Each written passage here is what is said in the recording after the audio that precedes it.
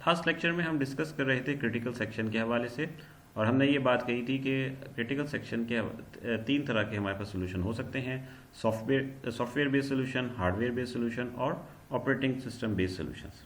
फिर हमने डिस्कस किया था पीटरसन्स एल्गोरिदम, और हमने कहा था कि पीटरसन्स एल्गोरिदम जो है वो बेसिकली एक सॉफ्टवेयर बेस्ड सोल्यूशन है जो कि एक प्रोसेस को क्रिटिकल सेक्शन में अलाउ करता है और बाकी प्रोसेसेस को क्रिटिकल सेक्शन में अलाउ नहीं करता।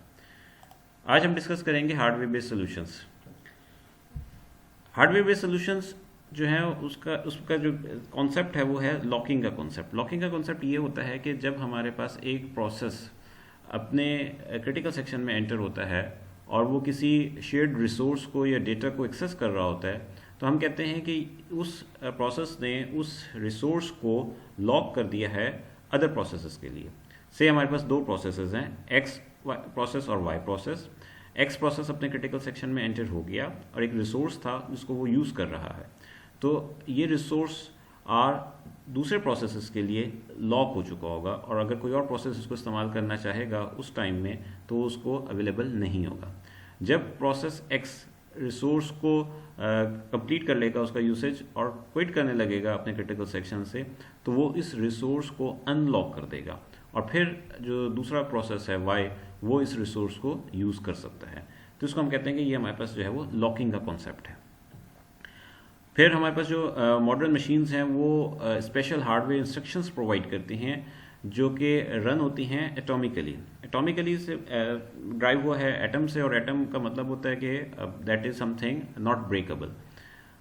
तो इसमें हमारे पास ये होता है कि कुछ इंस्ट्रक्शंस जो कि एटॉमिकली नेचर में होती हैं, उनकी जो एग्जीक्यूशन है वो as a single non interruptible unit के तौर पे होती है।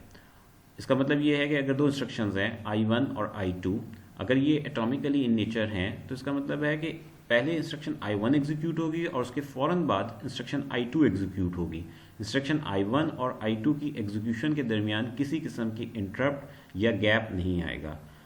अगर आपको याद हो तो लास्ट लेक्चर जो हमने क्लास में किया था उसमें हमने देखा था कि एक प्रोसेस P1 जब एक शेयर्ड डेटा को एक्सेस कर रहा था और अभी उसकी एक्सेस कंप्लीट नहीं हुई थी और कॉन्टेक्स्ट स्विचिंग की वजह से कंट्रोल ट्रांसफ़र हो गया था सेकंड प्रोसेस को, तो हमारे पास जो रिज़ल्ट था वो इनएक्यूरेट हो गया था। उसकी रीज़न यही थी कि P1 जो है वो अपने क्रिटिकल सेक्शन में था, लेकिन और उस क्रिटिकल सेक्शन को अभी उसने कंप्लीट नहीं किया था और दूसरा प्रोसेस ने अपनी एग्जीक्यूशन स्टार्ट कर दी थी, तो इसकी वजह से हमारे पास जो है वो रिज़ल्ट गलत हो गया था।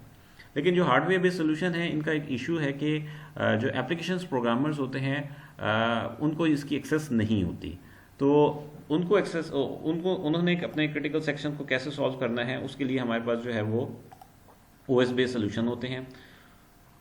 और ये जो OS बेस्ड सोल्यूशन होते हैं ये एप्लीकेशन प्रोग्रामर्स को ये फैसिलिटी प्रोवाइड करते हैं कि वो अपने एप्लीकेशन प्रोग्राम्स के अंदर क्रिटिकल सेक्शंस को इम्प्लीमेंट कर सकें।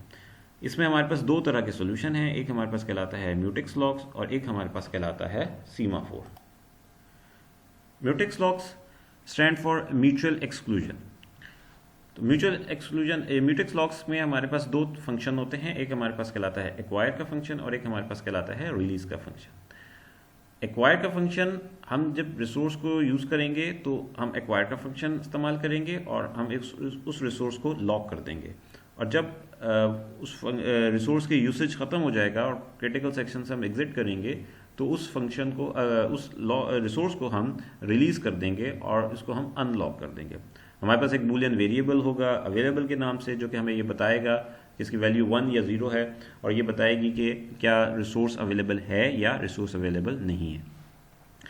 Calls to acquire and release must be atomic. जो भी हमने डिस्कस किया कि एक्वायर और रिलीज की जो कॉल है ये एटॉमिकली रन होगी, इसका मतलब है दरमियान में किसी किस्म की इंटरप्शन नहीं आएगी।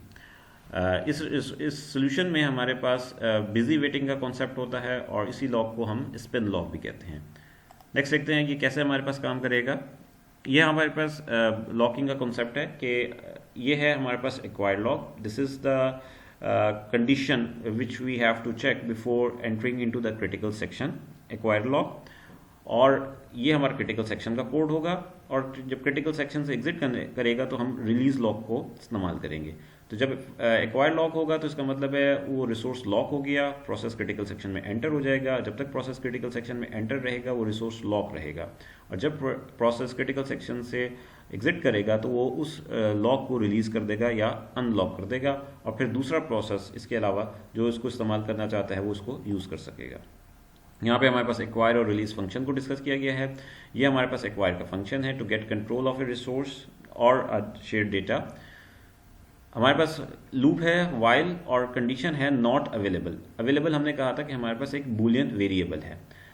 अब depending upon the value of the available कि हमारे पास क्या ये लूप ट्रू होगा या फॉल्स होगा। अगर हमारे पास अवेलेबल की वैल्यू ट्रू है, इसका मतलब है वो रिसोर्स अभी लॉक नहीं हुआ, वो रिसोर्स अवेलेबल है। अवेलेबल ट्रू है तो इसका मतलब है वो रिसोर्स अवेलेबल है। तो नॉट ट्रू क्या बन जाएगा, फॉल्स। और जब नॉट ट्रू फॉल्स बन जाएगा तो इसका मतलब है हम इस लूप के अंदर नहीं एंटर होंगे, बल्कि हम नेक्स्ट स्टेटमेंट पे चले जाएंगे वेयर अवेलेबल बिकम्स फॉल्स।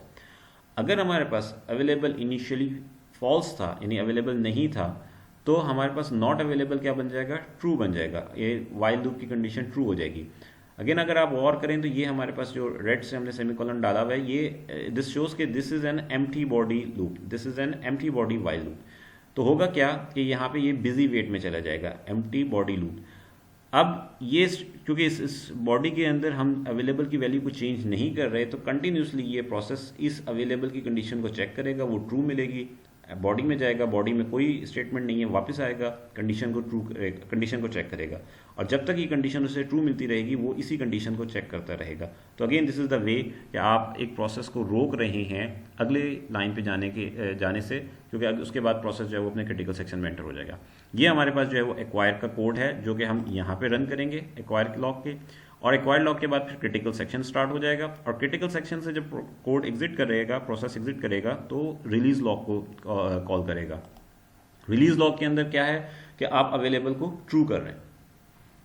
तो जब अवेलेबल ट्रू हो जाएगा तो अब नेक्स्ट जो कोई प्रोसेस इस स्टेटमेंट को चलाएगा एक्वायर की फंक्शन को, तो उसके लिए अवेलेबल ट्रू होगा, नॉट ट्रू उसके लिए फॉल्स बन जाएगा, वो अपने बिजी वेट में नहीं जाएगा, अवेलेबल को फॉल्स करेगा और फिर वो अपने क्रिटिकल सेक्शन में एंटर हो जाएगा।